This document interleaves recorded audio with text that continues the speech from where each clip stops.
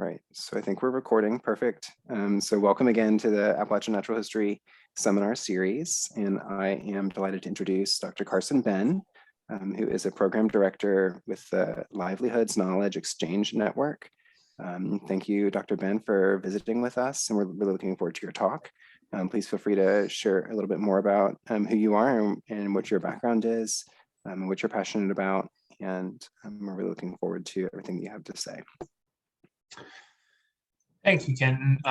So yeah, my name's Carson Benn. I'm a recent graduate of the UK history program, finishing up my doctorate there last spring.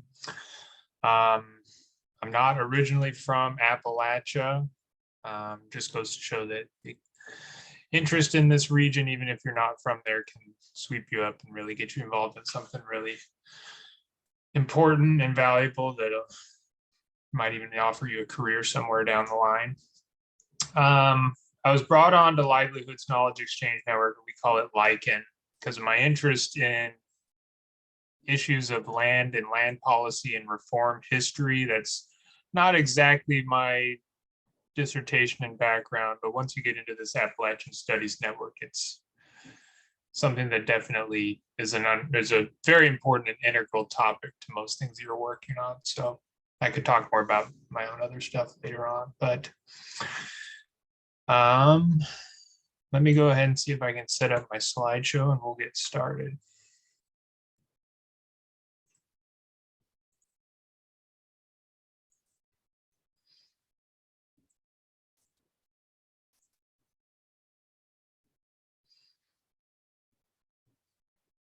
Can everybody see that okay? Okay. So first off, very grateful to be here. It sounds like an amazing course that you all are signed up for this semester. Glad and also a little daunted by the fact that I've been given the opportunity to address the human side, the historical side of land, of natural history in the Appalachian region. Although I saw Emma jump on the call, she can probably do a lot better job of this. So it's good that you'll get her talking about this a little bit more and probably in better detail on Friday. So yeah, mainly just talking about history of land ownership, which is, like I said, a very integral topic to Appalachian history overall. Start off with a little prologue.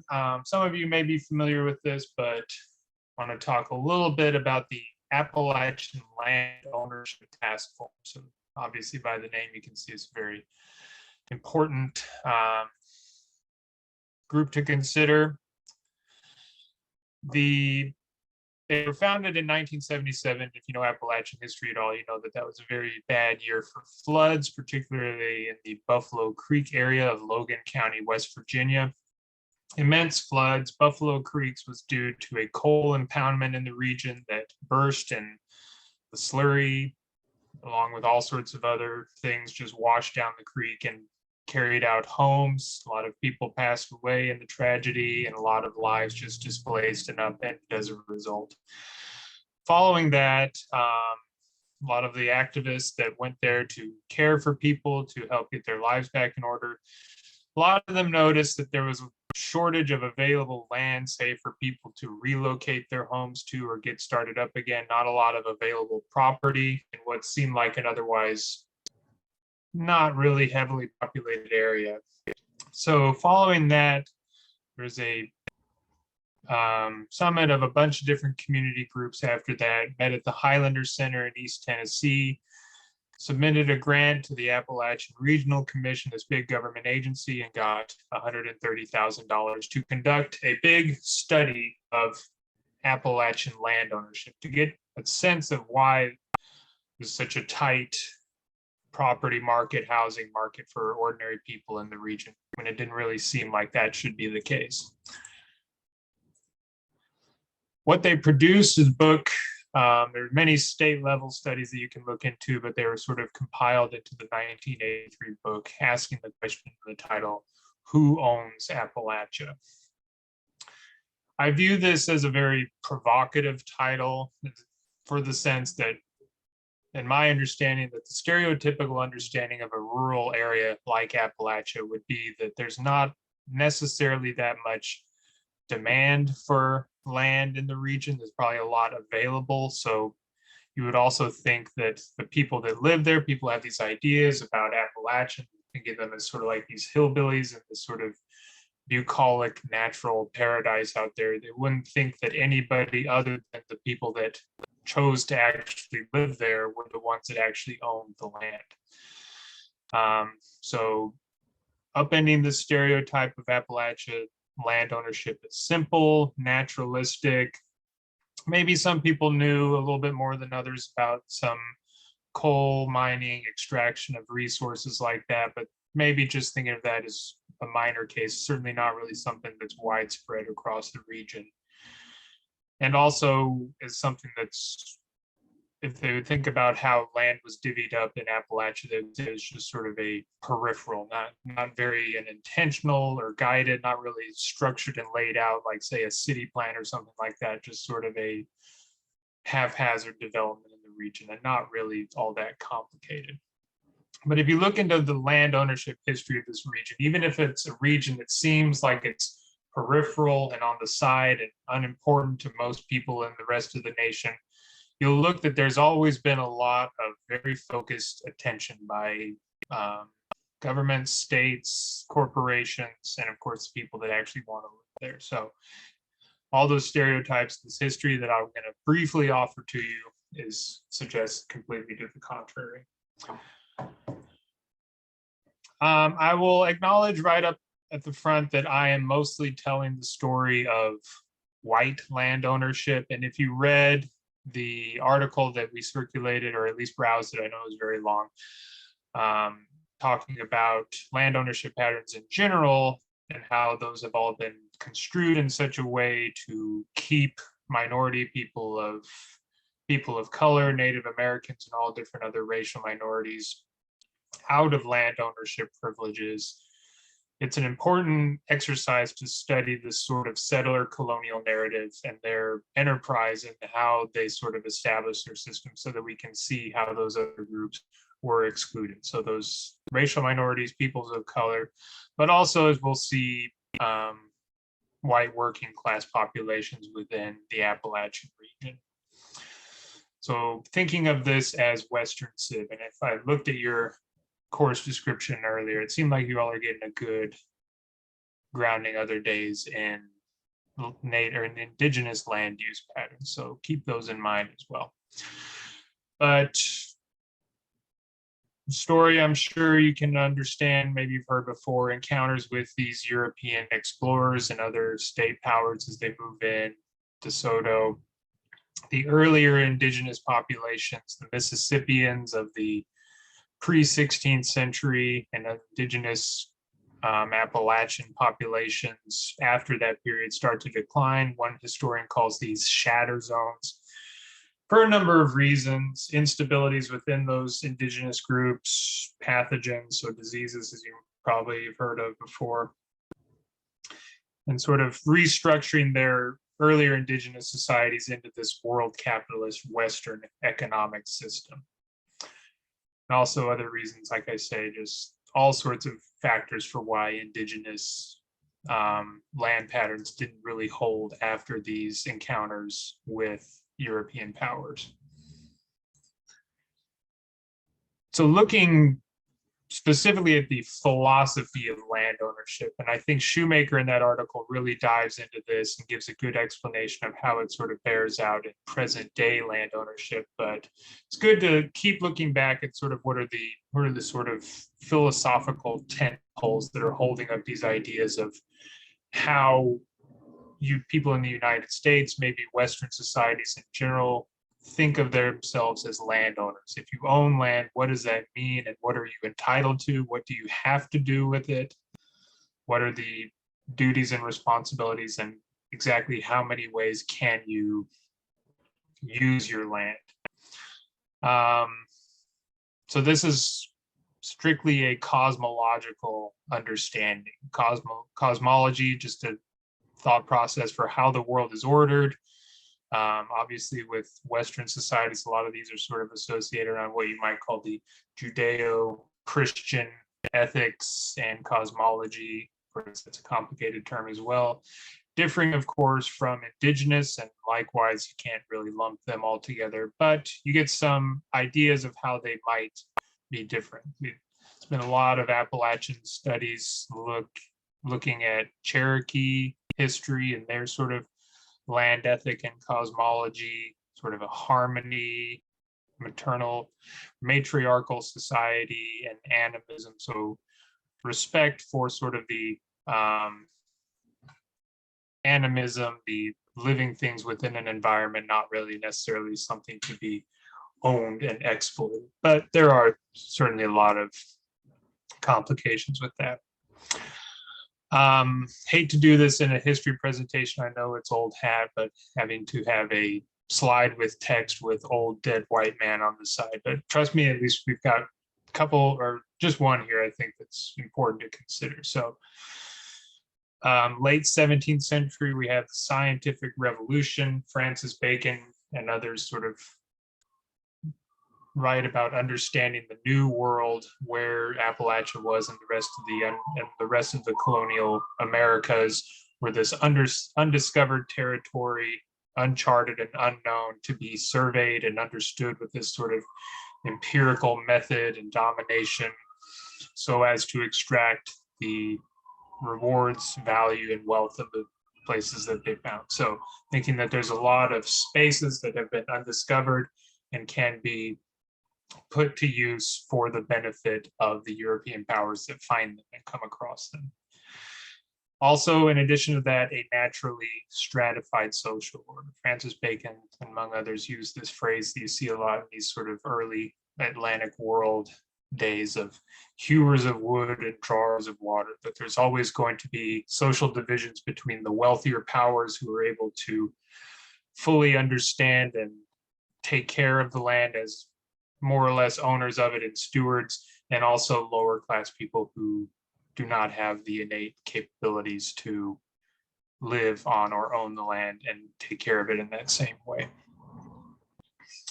So scientific revolution, but more so the political philosophy of John Locke. I really want to draw your attention to this. And Shoemaker might as well, but certainly an important figure. I'm sure you've all, like I said, this is all probably stuff you hear in a high school history class, but for the purposes of how our understandings of land ownership in this country really function, it's important to look at his adaptation by the US revolutionary figures like Thomas Jefferson.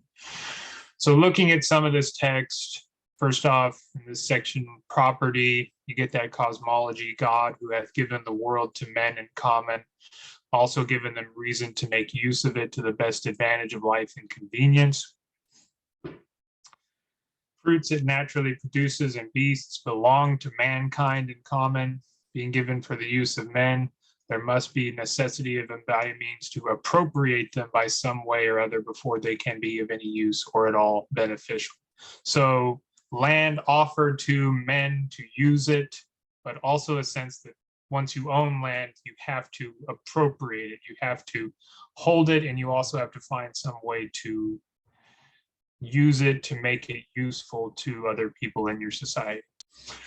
Also including this quote in that section, he doesn't necessarily say outright that, or in some other places he might, but in this section he doesn't say that Indians, indigenous people are beneath that capability of owning and appropriating the land, as he says it. But you start to get a sense of how these sort of racialized differences in land ownership find their way in through this political philosophy. Same sort of thing in section 26 I've got here, removes out of the state of nature that provided and left it in. He hath mixed his labor with it and joined to it something that is his own, and thereby makes it his property.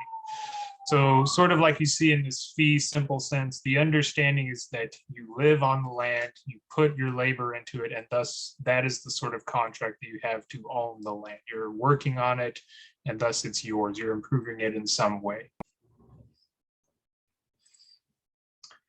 Anyway, back to the sort of narrative of it. Appalachian Settlement, getting into the early US, before the Revolution, 1763, the Proclamation Line, intended to prohibit further white settlement into the Appalachian region and beyond, sort of the Trans-Appalachian West, as it's called. Meant to do that, didn't really do that as well as they thought.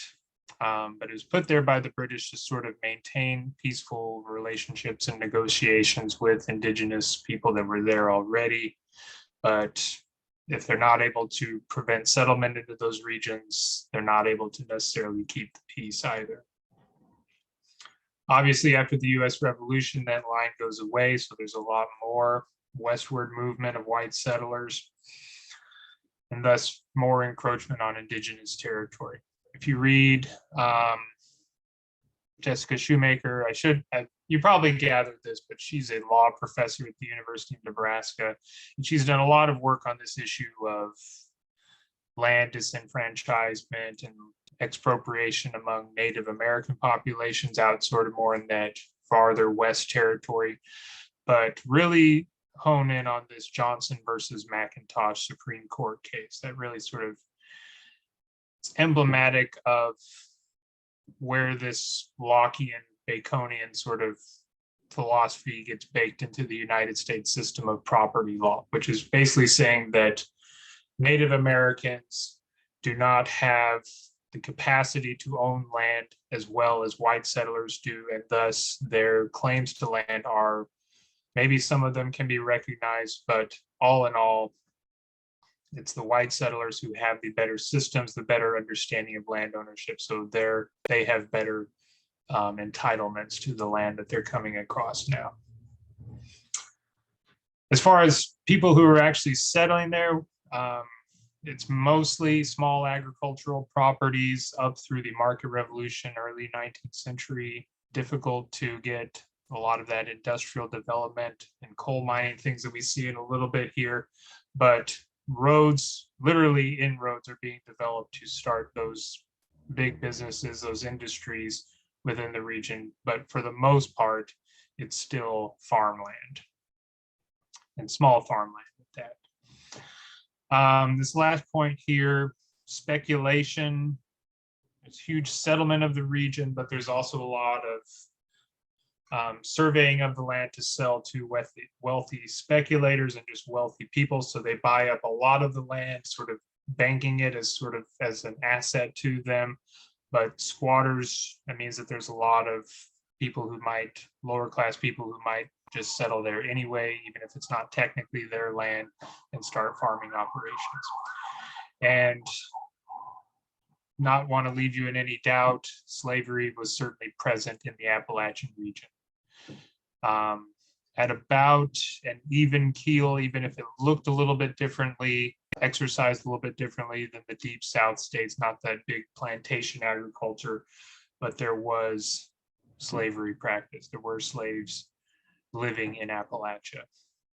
And all of those things in that last bullet there mostly owe to the work of Wilma Dunaway, if you want to follow up on that further.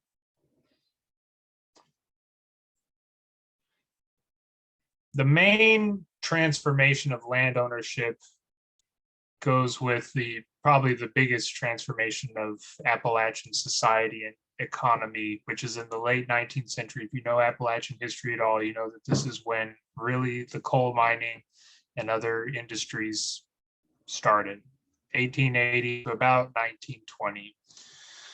Coal mining, deep mining at first, also a lot of timber cutting, huge amount of extraction of resources in Appalachian forests, leaving whole areas bare for a little while. So a lot of forests, if you've not been through Appalachia, you'll probably hear about this later, or second and third growth after those initial huge timber extractions.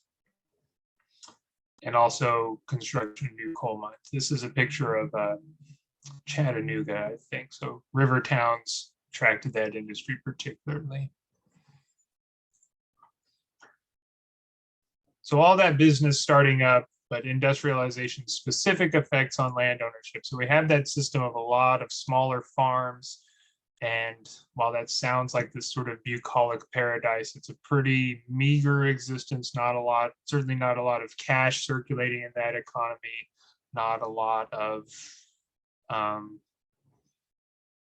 a lot of wealth in general. So as these coal mines and timber properties are springing up around Appalachia, they set up these coal camps. It's basically these small towns that are created by the companies to attract a workforce. And they came from all over the US, a lot of different immigrant populations. If you remember going on a lot in this time, settled in these coal camps, a lot of migrating African Americans from the deep South, leaving after the Civil War to come work in these coal mines. But for the Appalachian region specifically, it's important for this shift because they move away from these small farms. They find that they can make wages in these coal mines, but they're losing that connection to the land. They're switching from subsistence economy to a completely wage dependent lifestyle or livelihood. So money, modern housing, technological comforts. Ron Eller used to be a professor here, talks a lot about these and sort of changes in their lifestyle. But since they're losing that connection to that land, that sort of natural wealth that they were holding on to, it sort of becomes what you might say is a modern feudal society, which is particularly interesting because this is exactly what John Locke, hundreds of years before, was trying to say was the antithesis of a healthy landowning society. For those who are still holding on to their properties as mineral interests, are sort of scouring the land, trying to find places where they can mine coal or cut timber.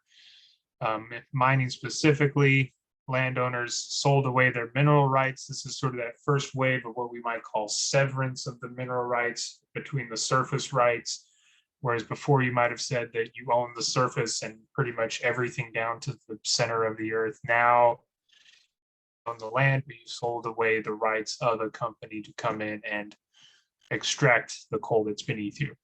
Not as much as you might think of, just a lot of speculation in that same way. If you've heard of the broad form deed, it's this sort of infamous document where people unknowingly signed away their mineral rights, which would later be completely abused by the coal companies. So living in the coal camps, and for people that are not, hold land outside of it, the region becomes increasingly untenable for that sort of farming, natural land ownership environment. Coal mining changes away from this deep mine into more of a strip mine, or later on mountaintop removal policy. So basically exploding the coal or scraping it directly out of the countryside.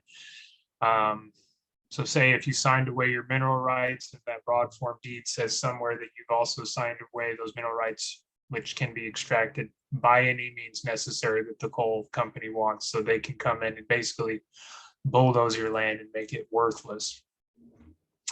And also this contributes to a lot of those floods like we saw in 1977. So in a lot of ways, it sort of makes common land ownership a lot more difficult for average people to A, hold on to, or B, even consider buying if they chose to do that.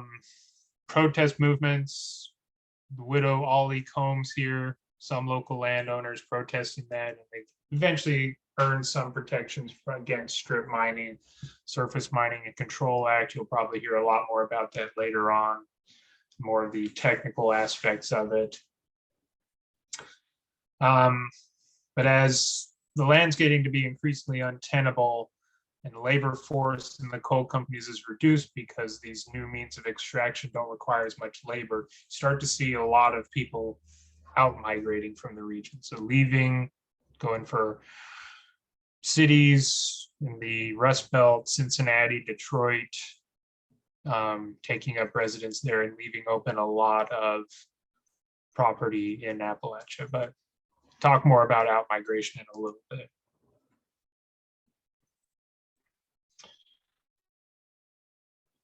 Making it sound awful dire here, but also want to talk to you about the Appalachian Commons, which Commons ownership is a little bit different than what we're seeing here in our document about fee simple ownership.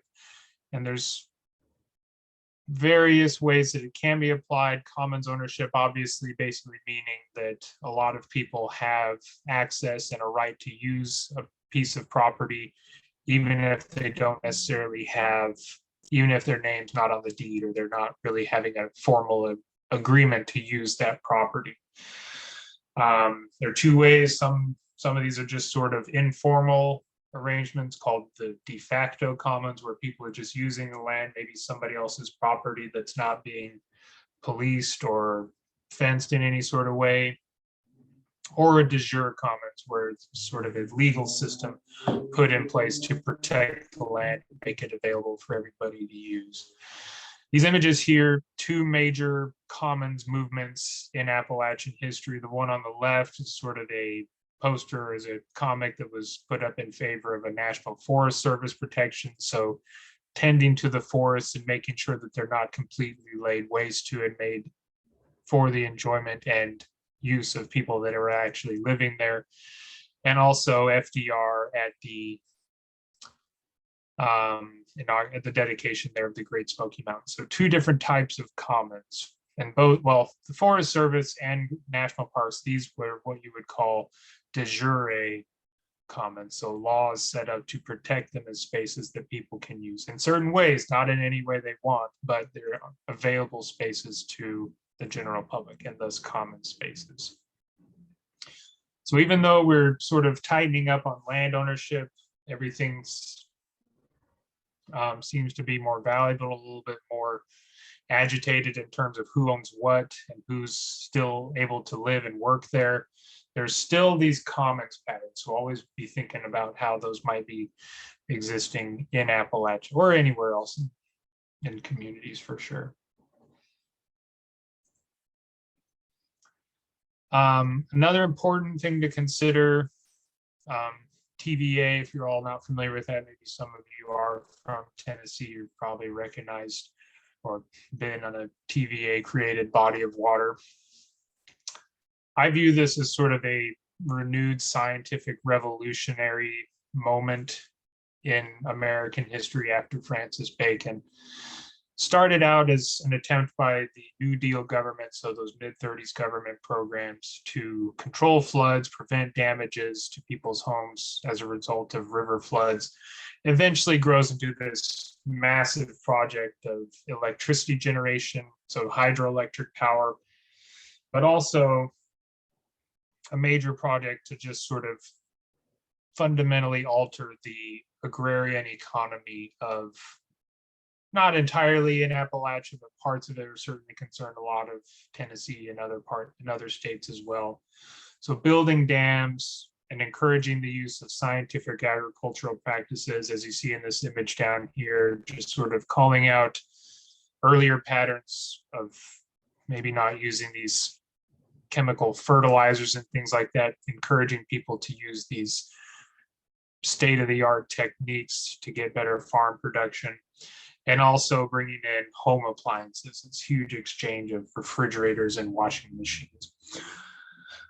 So benefits of TVA, but also is this massive reordering of land and spaces that were in its path, essentially. If you lived there and you were in a place that was going to be flooded for a dam, then your property, you might have had a guarantee of some land and wherever they relocated to you, but basically just moving a lot of people out to make way for this system that is supposedly a greater good benefit for them.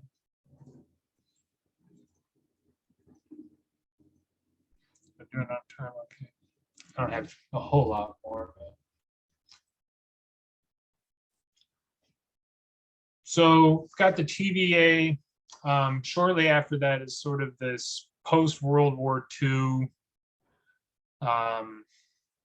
new left kind of social activism of the 1960s that really creates the spaces and the conversation around those original activists. We also get Great Society programs. That's where the Appalachian Regional Commission comes from. So a lot of public investment in these sorts of research projects, giving people the opportunities and some funding and grants to study their problems of local poverty all over the country, but certainly a lot of them in Appalachia. And the Land Ownership Task Force was an outgrowth of that. So like I said earlier on, it came after the Buffalo Creek flood incident, started in 1979 and 1981. These networks of activist community groups coming together and sort of agreeing on a process for this huge social science study. 80 counties across Appalachia in 6 states, as you can see there. 19 in-depth county profiles. These were all sort of cut down if you ever find a copy of the book, which is getting pretty hard to find a copy of that book, sadly, as well. And the big findings. So they were worried about available land for people who might have been displaced by a flood. In the counties that they studied, only 25% of the land in the region, as their estimates, was available or accessible to local people in terms of cost and just availability in general. 72% of the land, so almost 3/4 of the land in Appalachia that they studied was owned by somebody who did not live in the region, in those coal counties specifically. 89% of the mineral rights absentee owned in those counties. So staggering to think that, say, 3/4 of, say, Lexington, Kentucky is owned by somebody who's thousands of miles away and has absolutely no connection to this region. For the people that did own some of the land, it was about 1%, in addition to those absentee holders, controlled over 53% of the land in Appalachia. So what's the effect of this? First off, it's sort of, you really start to get how it undermines that original understanding of Lockean use of the land. And Shoemaker talks about this, that we had that sort of understanding that if you own the land, you live there, and you're working on it. But that language is also used to mean that you can abstract the value of that land from what you're actually doing in person or concretely on it. So you're turning it into an asset, even if it's not really producing anything. Or maybe it is, but it's not producing something to the benefit of the community that's around it. And this is expressed most directly: state laws and local policy undervalue these properties, so that even if you own a ton of land and anywhere else, say in Lexington, the property taxes would make it very, very expensive to hold that land. They keep those rates down so that people can have these extensive holdings and pay almost nothing for it. And in some cases, when you get to nonprofits and tax exempt organizations, they pay almost nothing to property tax. One figure that I definitely cite in this is when they were first starting the National Forest Service. So the Forest Service was an agency to think about. It's not just all coal companies, but the Forest Service in one county in North Carolina owned over 75% of the land in the county. And from the Forest Service founding up through the 1970s, they did not pay any property tax. So think of how that's a shorting on public revenues. That's money that should be going to supporting schools and other services in a county that's just not happening. And of course, they find that this data on taxes and ownership, even though it's public and should be available, is not kept very systematically, or is basically kept hidden from the public, even though it shouldn't be.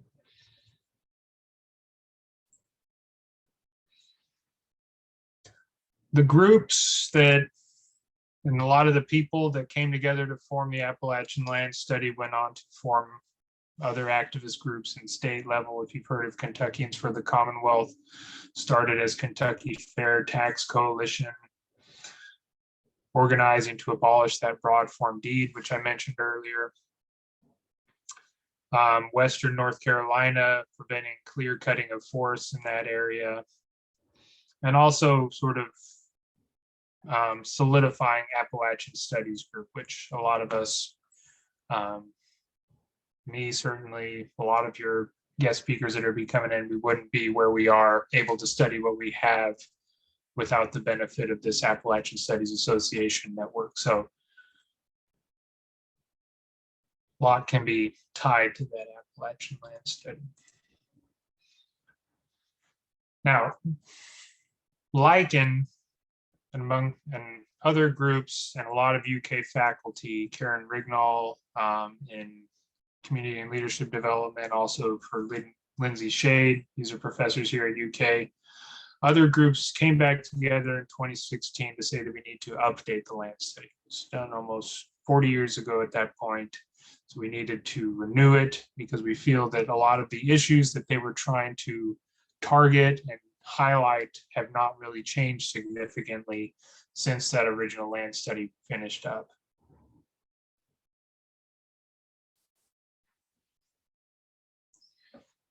I could talk a lot about, and I will have a few highlights from what's going on in the new land study, but just important to recognize the values of what we're doing in the Appalachian land study. And I should say that in my position, and like I'm taking on the role of representative to these renewed networks of the Appalachian land study. So things that I'm studying are going towards this update of the Appalachian land study. Values, we find that land ownership attracts a lot of different people. Everybody, there's different sort of identity issues that maybe people who are on certain sides of either groups may not be able to relate to one another. The land ownership affects everybody, so it attracts a lot of different interested people who might not otherwise be able to find common values and goals. Community-driven networks of knowledgeable people. We're not really trying to say that you have to have a PhD to be on the Appalachian land study. You don't even really have to be a college student. It affects everybody equally in a given community. So we don't want to just sort of control the conversation and direct the research entirely. We want it to be driven by the communities of people in Appalachia who are affected by these issues. Some things still hold on to today: just transition, land inequality related to coal and other natural resources, stable economy, create opportunities for people who want to live in the region, prevent them from feeling like they have to go somewhere else to find a good job or other sorts of economic opportunities. So preventing out migration.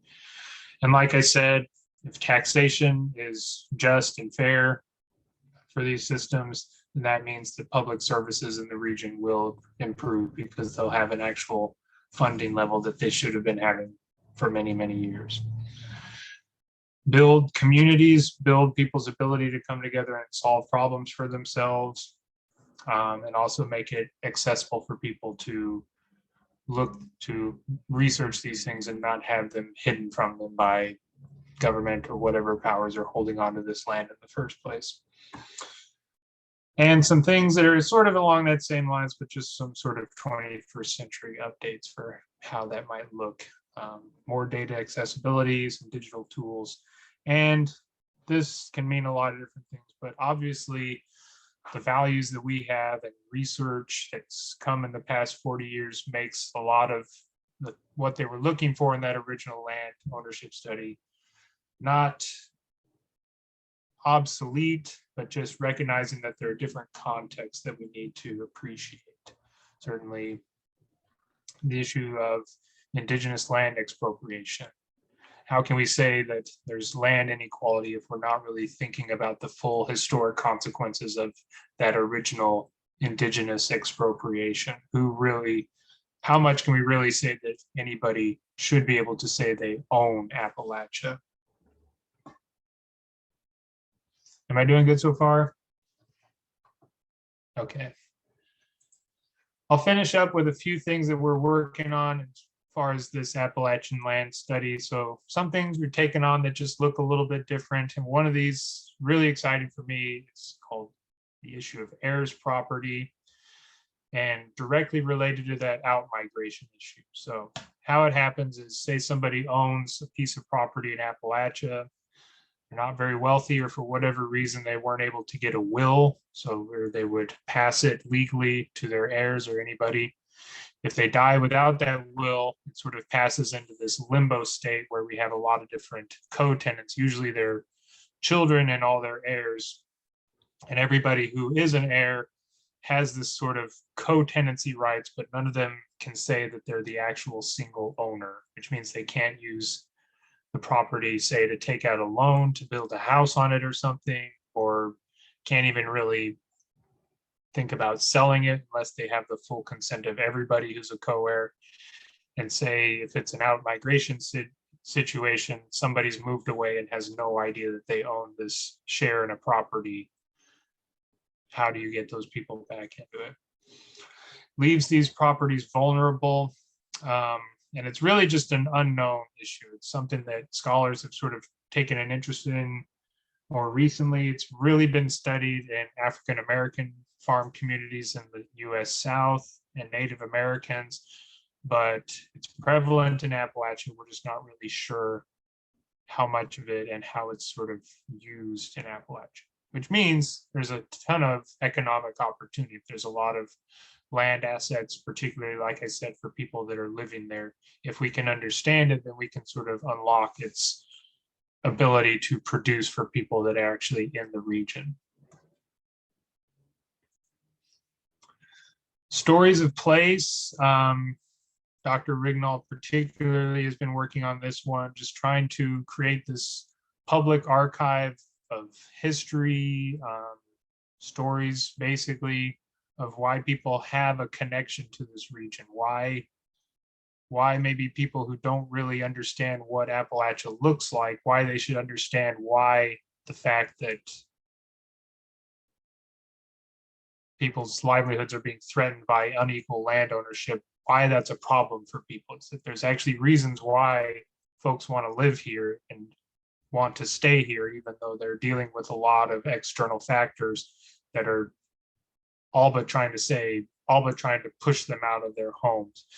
We've been doing a lot of work in Martin County that's still ongoing. And if you're from there, if you're from near there and you want to get helping out on that, we're doing a lot of stuff with the Appalachian Center to sort of set up this kind of public archive. So, and kind of ending on this, but all the same issues that we identified in the first land study are still at play. Like I said, still a lot of absentee ownership. There have been state level studies on West Virginia showing that timber companies and European conglomerates own huge amounts of West Virginia that will never ever visit there and have no intention of doing anything with it. All sorts of companies, Nature Conservancy, a big firm that's buying up a lot of land to keep it out of mineral extraction. But what good does that really do necessarily for the people that actually live there and could use that land? Small minority of absentee owners, just really limiting economic opportunities for local people. So all those things we've been seeing going into our system of land ownership. You can see scholars like Shoemaker really trying to question what the most useful model of land ownership would be. What sort of legal reforms should we be making? Are they reasonable? Or are they a little bit too ambitious? What do we need to do to make sure that the people in a region that are economically distressed and disadvantaged, how can we secure them a right to a decent livelihood and a decent work opportunity and environment? And yeah, that's it. I'm here in Lexington. Stop by the Lichen office if you'd like, or reach out to me. And yeah, if you want some more information, but that's what I've got for today.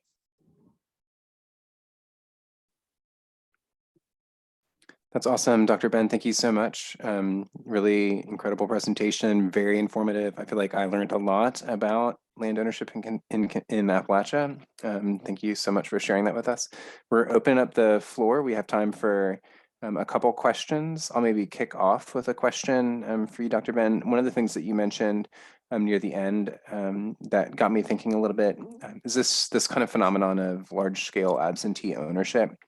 And you mentioned it in a Lockean context, which I thought was really interesting. The idea of like, if you kind of have a relationship with the land, then that's maybe, foundational to your claim to ownership. And this idea of like people who aren't fundamentally, who are not interacting with the land, having ownership in it.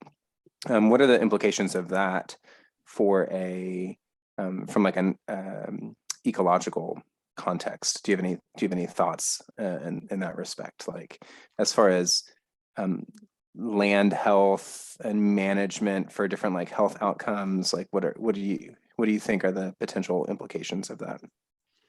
I think if we think about something that that these large absentee interests are able to do that, it can sort of go different ways. And in one sense, we can say we can challenge their, what Shoemaker would call their true fee simple ownership, because they're not actually there improving it.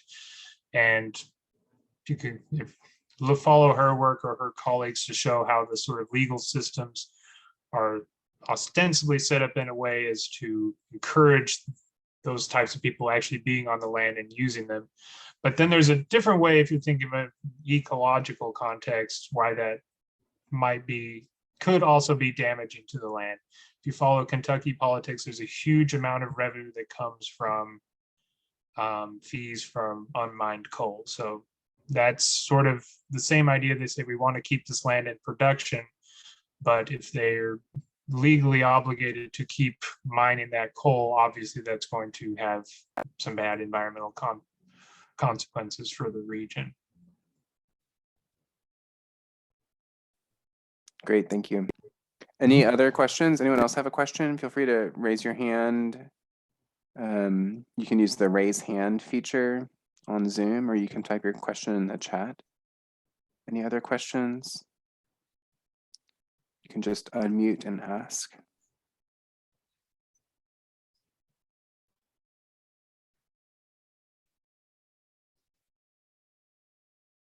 So I have one other question for you, Dr. Ben, that comes to mind, and that has to do with, you mentioned large, like the Nature Conservancy as an example of a large landholder, and their kind of express aim of conservation. And you mentioned how that is kind of at tension with local livelihoods in some respects. Do you care to expound on that further? I think it's a really interesting idea, and I'll maybe share the quick background context that I'm thinking about. It seems like that kind of assumes that the most healthy environmental space is the humanless environmental space. So the best way to conserve, like the best way to manage nature for like ecological outcomes is to keep humans from interacting with it. It's an oversimplification, but that's kind of maybe a theoretical framework for thinking about that. So I'm struck by this potential future of Appalachia where people are being excluded from the land for from a protectionist kind of perspective. Your thoughts? Yeah, and it is. I mean, it's a point that you just sort of, it's a difficult point because you want to just say that the Nature Conservancy, like they're valuable partners, like in all other respects, they'll fight for people that are facing the economic or the consequences in general of climate change. But this way that they're going about it, which is, like you said, taking land out of the use of people that are in these sort of environments. So purchasing land that they cannot use, and also because the Nature Conservancy, they're a nonprofit as well. They're having to scrape to find money to pay for these properties, and they're not expected to pay property taxes, or at least not on the same level. So it's great that they're able to dedicate some spaces to the prevention of climate change and its harmful consequences. But for the time being, it's just not entirely sure, A, if they're doing it the right way at all, and B, if there's maybe a better way that they could be going about it, if there's a more radical way that we could allow them, or just, yeah, understanding what sort of investment they would also have to put into the community in addition to that sort of indirect, well, not really indirect, but larger understanding of climate change. Yeah, that's really helpful. Any other questions? I don't want to keep Dr. Benn any longer than we asked him.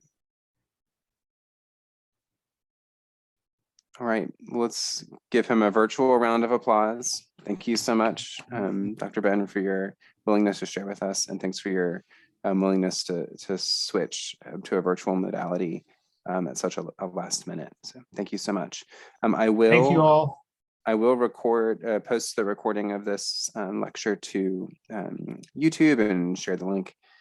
Just reach out to me for the link to that, and I'll be happy to share it with you as soon as possible. Awesome. Great. Thank you all. Thanks so much, Dr. Benn. Bye-bye, y'all.